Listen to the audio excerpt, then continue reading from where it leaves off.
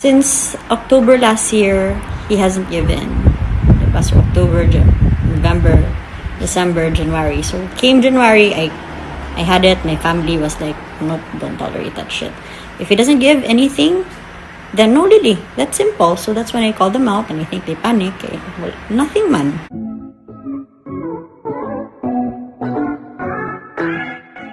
Ellen Adarna hindi na nakapagpigil at inilantad na kung nagsusustento nga ba itong si Derek Ramsey sa kanilang anak na si Liana. Ito ay matapos na maglabas ng statement itong si Christopher Min patungkol kay Derek Ramsey na pinababango ang pangalan ni Derek dahil nga daw sustentado si Ellen at itong si Lily. Kaya itong si Ellen Adarna talagang ibinunyag kung nagsusustento o hindi ang kanyang dating asawa. Panoorin kung hindi pa nakasubscribe, don't forget to click subscribe and hit the notification bell to keep you updated. Sabi ni Ellen sa kanyang post, "What kind of foolishness is this Christopher Min? The claims being made are misleading and unfair. Let's set the record straight. Truth matters, facts matter, and credit should always be given where it is due. Last month, I told his assistant, no sustento, no lily. That's simple. I am not demanding anything beyond what is fair, but I will not allow a father to live comfortably just cooling his balls while having little to no contribution to his child because he gets to see her almost every day." Only after I called him out did he give a credit card 2 weeks ago with a 50,000 credit limit. That amount covers all 55.80% of the actual breakdown of Liana's expenses that I clearly presented. Let's be accurate about that. And let's also correct this narrative. Neither he nor his mother has ever paid for my yayas or household stuff. Not now, not even when we were married. I've paid for my own stuff. I have 5 nannies and 2 are for Liana. They only paid for 1 nanny for Liana. I paid for my own groceries and they did not provide a house for me. I did that myself. Let's not rewrite history.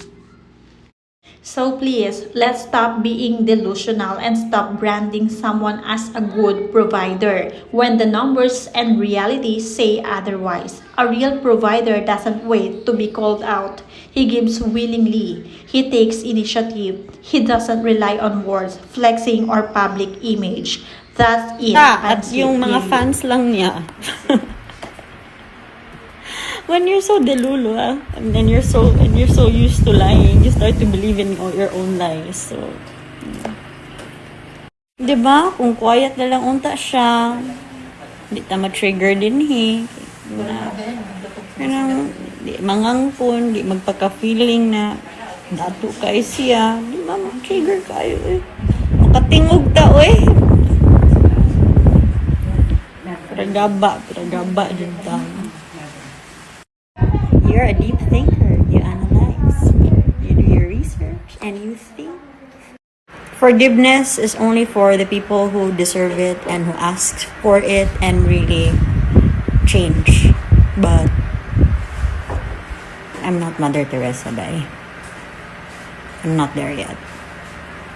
Yes, nanay-nanayan siya, anak-anakan siya. I don't know what I know they're close and Vermin is doing the dirty work for him, di ba? Bango-bango ng pangalan niya pag si Vermin ang nagsalita. So, I don't appreciate it na like that because if they're close, he can just call her up and say, "Hey, stop it. I'm still his wife. That's my wife. You can stop it." But no.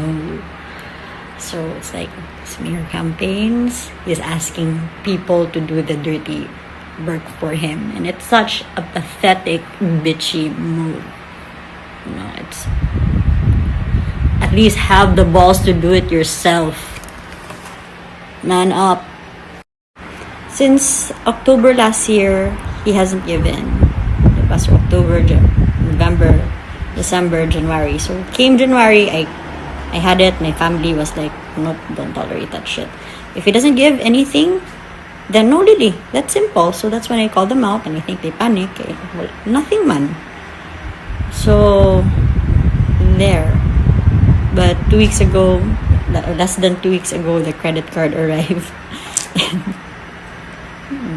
Yun na yan. And then grabe magka-flex, bili ng cars and all that. So, you know, you see where his priorities are. Like, oh my God. Buti ka pa. Ako never. Well, at the time, October, November, December, I was okay with it because, wala, it didn't really bother me because kaya ko naman eh. I mean, I can support Liana myself. But then it was my family who like knocked some sense into my head over the holidays when we spoke about it. They were like, what? Wala pa siyang bigay? You know what? Parang like, kung wala siyang bigay, then no, don't let him see Lily. Simple as that. Don't beg. Don't ask for anything. But if he doesn't give, then no Lily. Diba? Parang,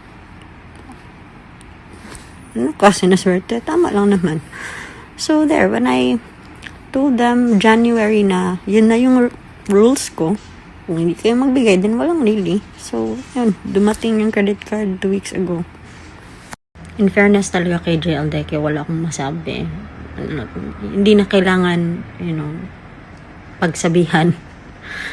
And wag niyo na itong gawang chismis ha, kasi JL and I are better off as co-parents, as in, super okay kami sa co-parenting namin. Chika lang.